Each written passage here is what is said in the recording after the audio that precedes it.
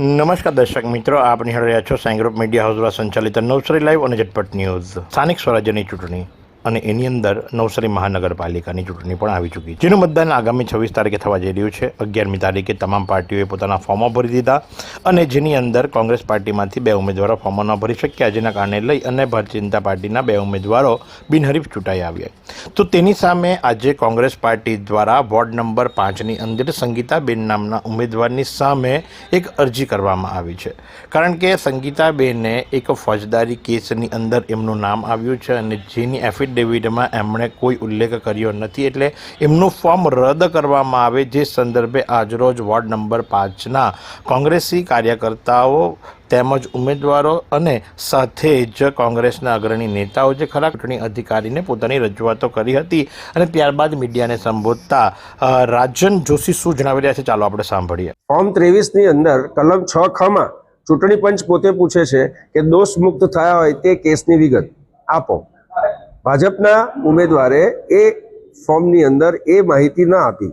ચકાસણી વખતે અમે રિટર્નિંગ ઓફિસરનું ધ્યાન દોર્યું, લેખિતમાં આપ્યું કે આ માહિતી એમણે આ સોગંદનામામાં મૂકી નથી, એટલે એમનું ફોર્મ રદ થવા પાત્ર છે. છતાં પણ રિટર્નિંગ ઓફિસર અમને ડિપ્લોમેટિક નિયમો બતાવીને એ ફોર્મ મંજૂર કરવા જઈ રહ્યા છે એવું અમને મૌખિક કહ્યું.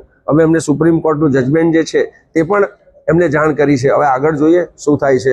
સત્તા જીતે છે કે સંવિધાન, તે નવસારીના 1.25 લાખ વોટરોએ જોવાનું રહ્યું. તો સાથે જ વોર્ડ નંબર 5ના મહિલા ઉમેદવાર ઈશાબેન શું જણાવી રહ્યા છે, ચાલો આપણે સાંભળીએ. મારું નામ હર્ષિતાબેન અનિલભાઈ હળપતિ છે. હું વોર્ડ નંબર 5ના ઉમેદવાર છું. મારી ઉમેદવારી ભારતીય કોંગ્રેસ પાર્ટીમાં છે.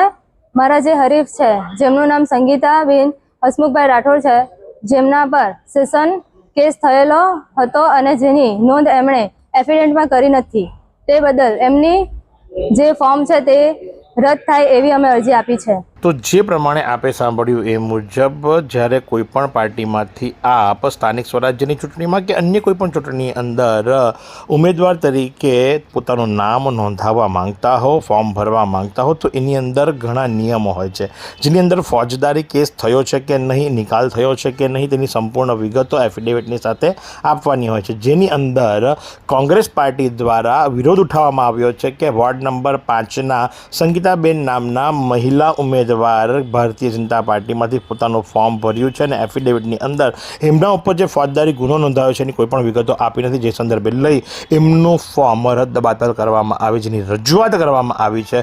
હવે જોવાનું એ રહ્યું કે આ ઉમેદવારનું ફોર્મ કેન્સલ થાય છે કે નહીં, કારણ કે આ જ જગ્યા ઉપર જો કદાચ ભારતીય રાષ્ટ્રીય કોંગ્રેસ પાર્ટીમાંથી એટલે કોંગ્રેસમાંથી કોઈ પણ ઉમેદવાર હોય તો ચોક્કસથી તાત્કાલિક અસરથી એક્શન લેવામાં આવતે. હવે બીજેપીના ઉમેદવાર સામે પ્રશ્ન ઉઠવા પામ્યા છે, તો આ તંત્ર કેટલી જાગૃતતા બતાવે છે એ પણ જોવાનું રહ્યું. તો એ તો આવનાર સમય જ બતાવશે. તો આજ પ્રમાણે આવા અવનવા સમાચારો માટે આપ નિહાળતા રહો નવસારી લાઈવ અને ઝટપટ ન્યૂઝ.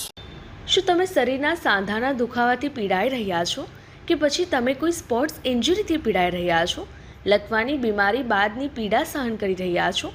શું તમને સ્પાઇનલ પ્રોબ્લેમ છે?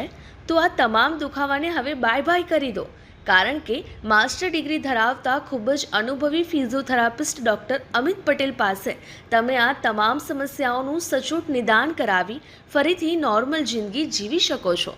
તો સરનામું નોંધી લો.